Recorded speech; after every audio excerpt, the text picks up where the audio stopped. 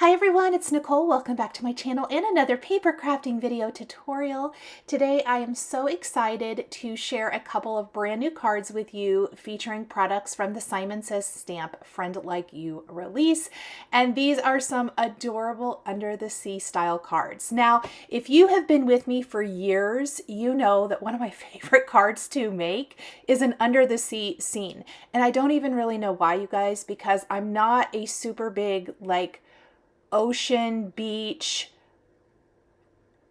cruise, I don't know, type of person. I'm not.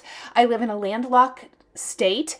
And so going to the beach is not something that I regularly do. But for some reason, whatever it might be, I love creating under the ocean type of cards. So today we're going to create some fun shaped style cards. This is one of my favorite things to do. And there are new dies from Simon Says Stamp called these A2 arches. And just like any of their other A2 or A7 die sets that are nested like this, it's mini sizes of a certain shape.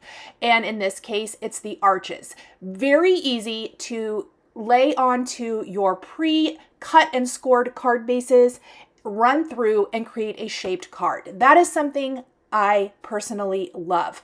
You can place these arches right on your regular rectangular card bases if you want to, and I definitely will do that, I'm sure many times, but I also love just kind of rolling it partially through, taping it to my card base, and I'm only rolling it through partially, as you can see here, and just cutting the top. It slightly overlaps the top, so we keep part of that crease, so it creates that card, and we have die cut our card bases. Now we're going to take that same die, and I am using the largest die in the set, and we're going to go down 2 sizes. So we're going to use the 4th largest die, and we're going to create a frame. This frame is going to be used for the front of the shaker. I'm also going to die cut another size of this arch shape using that same largest die that we used to die cut the front of our card from cardstock. So what we have, card base in the nested shape. We have a light blue, this is the windy cardstock from Spellbinders. We have that in the nested shape, and we have a frame. Those are the 3 components for the front of our card. This is going to create a seamless shaker. That is what I'm looking for here. I don't want it to be obvious that this is a shaker, I suppose, I guess is kind of how I'm thinking of it. So that means the frame and the background are going to have a seamless look. And I decided to do this in 2 separate pieces of cardstock instead of cutting my smaller arch from the larger one after I stenciled it. That way, if you look at it from the side, it just seamlessly goes through to the underside of the shaker. And you're going to see what I mean here in a minute. Now, I am using some of my favorite colors of ink from Simon Says Stamp here, and we are inking it right on the windy cardstock. Now, what I love about starting with a colored cardstock piece is that that's actually my 4th color, my 4th blending color, if you will. And this is a 4-piece stencil set, so I don't need 4 colors of ink. I'm also using, you can see I used what I stenciled first as a guide. I placed my frame over the top of that, and I am stenciling it so that it is as close to seamless as you can get. We're going to go ahead and go with stencil number 2. We're going to lay that one in place now. Some of it will completely cover what we just did. Some of it will not. That's totally fine. And now we're going to go with Twilight. So we used the color Morning first. Now we're using Twilight. I'm using a large blending brush from Spellbinders, and I am not using a super heavy hand to apply my ink. I don't find that it's necessary in this case. I want it to be this beautiful, soft, wavy type of underwater look. Now, after I went ahead and did the frame first this time, I'm going to go ahead, lay it back in place, and I'm going to do the outer edges of this background. I'm going to do this for both cards. Now, I don't have to worry too much about the background piece being super perfect. I mean, I want it to kind of have that same stenciled look, but if you can kind of see the arch shape, that's okay with me. I just want it to have a seamless design when you are looking at it. So again, I'm lining those two pieces up and I will stencil again. I am using my Glassboard Studio glass mat. It is magnetic, so I'm using some of the Glassboard Studio magnets to also hold my stencil in place while I'm working. And it's easy cleanup because we're working on a glass surface. Okay, we're taking our darkest color now and we are going to go in and add this. And again, a light hand. I don't want to go super heavy with this. And what I love, these colors are almost a bluish purple, if you will, blue violet. And I like that over this windy color, and it's going to influence some of my coloring choices for the underwater scenes I'm going to create. We are going to be coloring today. So I have heard from you guys that you would like to see more coloring in my videos again, and I am going to be incorporating a little bit more of that going forward. So it always just depends on inspiration and where things go, but there are some wonderful sets perfect for coloring in this release. So I am definitely going to try to incorporate more of that. Now, what I like to do once I have my background done, or maybe just my pieces die cut, is I like to play around with my stamps. And I left this in the video because I want to really talk about planning out your design and maybe having to shift and pivot. I did have to add additional images to one of my card designs after I picked all of these out. So I like to lay things out, get a good idea of how many images I need, and then I go forth. But don't forget, let the card lead you. I've talked about that a couple of times lately. Sometimes your card is going to tell you what it needs. Once I have both of my backgrounds stenciled, I did the other card just like I did the first one. I'm placing them in my splatter box. I'm using the Spellbinders white splatter product. I put a little water to help it kind of splatter easier, and then I splattered that all over my backgrounds. I'm going to set that aside to dry while I stamp my images for my two cards, and we are using images from the two new stamp sets. Undersea Friends is where actually all of my images are coming from today. And then there's a mini stamp set called Best Fishes. It also is very, very cute, but I didn't use the images from it. They go together seamlessly. I actually picked one of the sentiments from this to use on one of my cards. I'm a big fan of, picking and choosing, mixing and matching, all of that good stuff. Maybe you are creating a 5x7 card or something, and you want to pull that image from the Best Fishes stamp into the Undersea one. That would be amazing. Now I am going to speed up the coloring in my video today. This means that if you want to see it a little bit slower, don't forget to hit that gear button. You can totally slow this down if you want to watch it, like I said, a little slower, or maybe follow along a little bit with this. I like to speed it up in my videos, mostly just to be a time saver of sorts. I will list all of the colors I am using down in the description below the video here on YouTube, as well as over on my blog. I am using Olo marker today.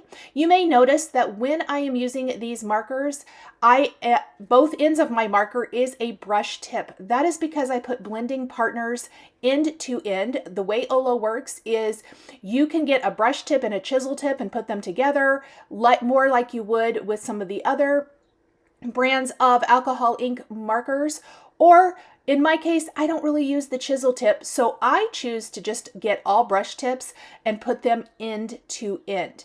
The great thing about Olo markers, you do not have to refill these at all. What you do is you just unscrew the marker that is out of ink, buy a new one, screw it in place, and you're good to go. I love that. Okay, I know I missed coloring my little kind of blue-violet fish there, but I will be doing that color combo again, so you will see that color combo in action. Also, this little crab down here, when I color the lobster, which I did not add into this video, the little lobster that I add to the second card. Remember I said I had to add a few extra images. I colored it exactly like this crab. So the greenery, the rocks, the crab, lobster, either one, they're all colored exactly the same, and I chose just not to include that in the video since it was a lot of the same kind of coloring. I like to start with my darkest color when using the Olo markers. I have found that works best for me. Over the years, I have colored many, many different ways. A lot of times with Copics, I always used to lay down my light color first and then go in with my dark and then come back with my midtones or lights, etc. I have really gone to more of a kind of simplified version, if you will, where I lay down my dark color and then I go in with midtone and then light. I feel like it helps me not have to keep going over the same or going over those images over and over again. But definitely do whatever works best for you. This is just kind of, I have found in my coloring journey, that is kind of what I have been doing, and I really, really like the results. I mean, how cute is that? The whole time that I was coloring that image, though, I was singing Under the Sea in my head from The Little Mermaid. Anyone else feeling those vibes? I named him Sebastian, of course. So anyway, so we're doing lots of violets and blue violets in my card today. Remember how I said I pulled my color inspiration directly from the background we created? I kind of love talking about where we might be pulling our inspiration from. And the reason I mention this is I am not always the biggest purple person. I have nothing against purple. Libby, you guys know Libby. Libby is been with lots of companies through the years, and she is the biggest purple advocate. And so she kind of really encouraged me to use purple in my crafting, and I have been. I don't know what it has been, but I've been using it a lot lately. But I really just let my projects lead me. And if I can encourage you to do anything, it's the same thing. I may have had a predetermined idea or not of how I was going to color these. But when I looked at the background and then I looked at the color of markers that I wanted to pull for this project, I really thought, oh my gosh, purples and blues, but with little pops of color. So we've got our yellow fish, we've got pops of red and green, but lots of purples, lots of blue violets, and it just looks so pretty with the ink colors we used in the background. These dies today, also something I want to mention that I have noticed Simon Says Stamp is doing more and more of are untabbed. Untabbed dies are where it's at, my friends. Untabbed dies. Oh my gosh, I love them so much. And so what we're doing here is we're going to color everything, tape our dies in place, no cutting them apart, run them through the die cut machine, and they are going to cut nice and tight to these images. There will be a little bit of white space. You could always cut around, like this little trio of fish that I'm coloring right now. They're going to cut all as one piece. They do have bubbles combining them, but if you wanted to remove those bubbles and maybe just trim closer, you could. I actually found it didn't bother me at all, so I'm going to leave them as is. Something I love to do when coloring a lot of times is I'm going back with a kind of mid-tone color and adding little dot detail to my images. I like the little bit of texture that gives my coloring. Okay, so now that we have our images, I have die cut them. I also took, it was not the largest size, but I think it's the next size down in the A2 arch set.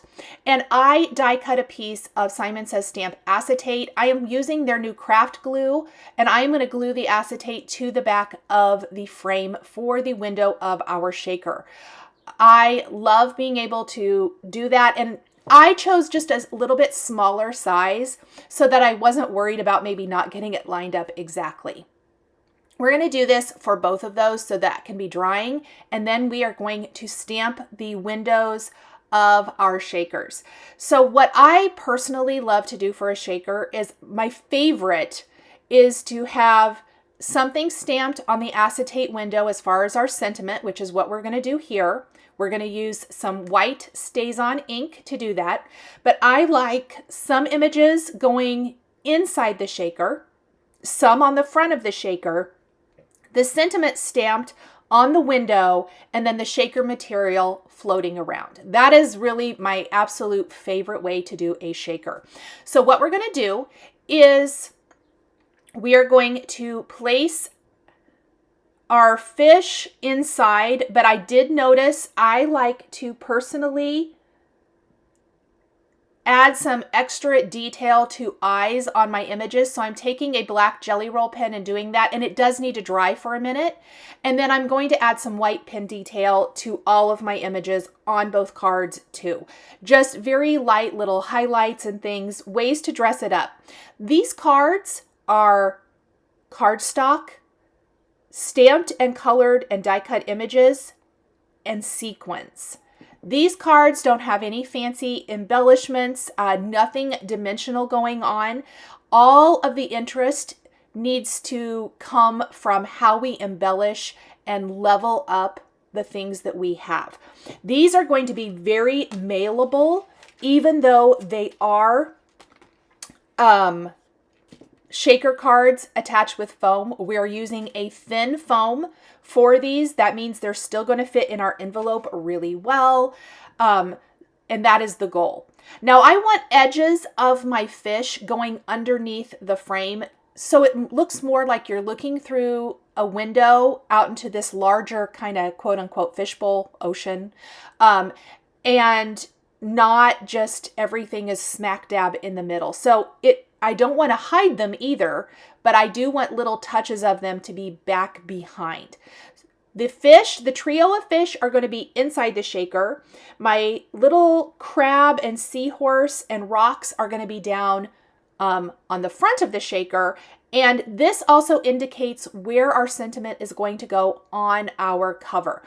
In this case, I've shifted it over to the right just a little bit. It's not going to be smack in the middle because I feel like those fish almost, that little semicircle of them frames up our greeting. Now, this is the greeting that is from that other little stamp set that is called Best Fishes. And I loved your officially the best. I love that little pun. And look at that white StazOn on the acetate window. I could not love this more. Okay, easy peasy. We are going to go around the edge on the back side of our window with our foam adhesive strips. I am using the thin foam adhesive strips from Simon Says Stamp. I am using 2 so that I get a nice secure edge. So I'm doubling them up basically. This is 2 strips together.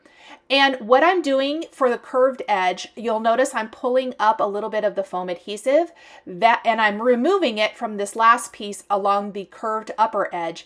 If you remove the backing paper, your foam adhesive will go right around whatever you need to have it go around.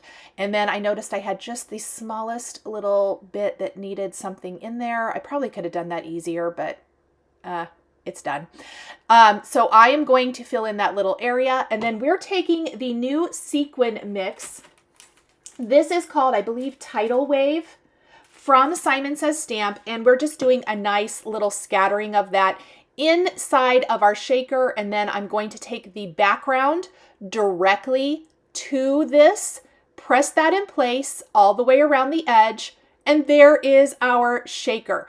Now I really shake it up well, I tap it, all of that good stuff, and then I glue it down right to my card base.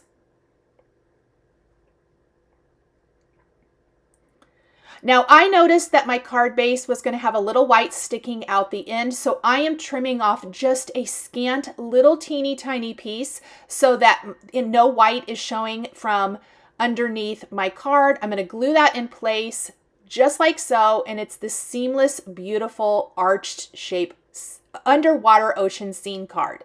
Let's go ahead and do the second one. Now, what I want to talk about with this one, I did choose to do another sentiment. A lot of times this is something I like to do in a card making session. I may be using a lot of the same products, but I'm going to mix things up, maybe with some different images, different sentiments, etc. Well, I do have different images, and this card actually only had 2 images. I don't really know what I was thinking. It's not enough, and it wasn't enough. It didn't have that pop. It's awesome. I love the fish I picked, but we definitely need our little lobster down here, right? So the fish are actually going inside the shaker. Make Your Birthday a Splash is going to go in the upper part of this arch-shaped card. So I've got my fish already in place. Glued those down. We're going to stamp our greeting with the cotton white, and we are going to take that extra image. We're going to stamp and color that, plus a little bit of extra greenery, and then we will place that on the cover. And as I mentioned, I am not going to color that on camera because it's just a lot of the same color combos I already showed you. But going from this to the finished card that has that pop of red, that has that pop of green, like the first card we just did, is going to make a world of difference. Now, because I'm not actually putting anything else in the shaker, I'm going to go ahead and assemble this shaker just like I did the first one. I'm adding my white pin detail just like I did with the first card, and then we are going to place the shaker together with our foam adhesive, with our tidal wave sequins. You can use any kind of shaker material you want here. I loved these tidal wave sequins. They kind of add that extra like little bubble look, almost like the bubbles that I colored for these images. And again, I'm peeling up part of the tape as it starts to go around that curve so that I can manipulate it perfectly. I don't peel it all the way off at this point. If I don't have to, I don't, because your shaker material, if it pops out at all, might, kind of stick to it. And I also don't want to get the oils and things from my fingers on the foam adhesive more than I already do. And just like the first card, where I placed my sentiment on this window was directly impacted by where I placed my images in the design. So that is why I like to have those images ready to go, so I have a very good idea of kind of where is that sentiment going to naturally fall the best.